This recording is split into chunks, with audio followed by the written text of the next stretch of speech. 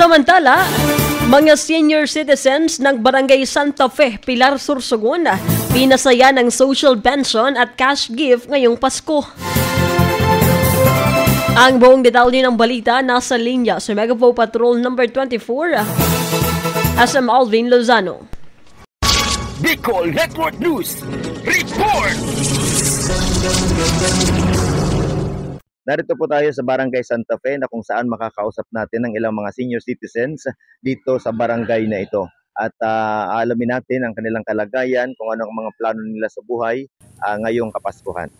Masaya ang mga senior citizens ng Barangay Santa Fe, Pilar Sorsogon dahil sa patuloy na tulong na natatanggap nila mula sa Social Pension Program sa kabuuang 225 na rehistradong senior citizens at barangay. Sa kabuuang 225 na rehistradong senior citizens sa barangay, 139 sa kanila ang kasalukuyang tumatanggap ng pensyon na nagbibigay ng malaking ginhawa sa kanilang pang-araw-araw na pangangailangan.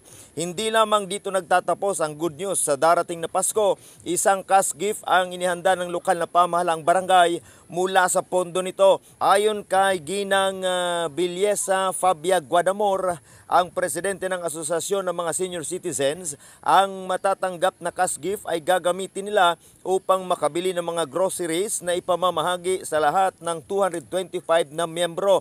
Kabilang na dito ang mga hindi pa nakakatanggap ng social pension. Yung makukuha tabi na 1% sa barangay,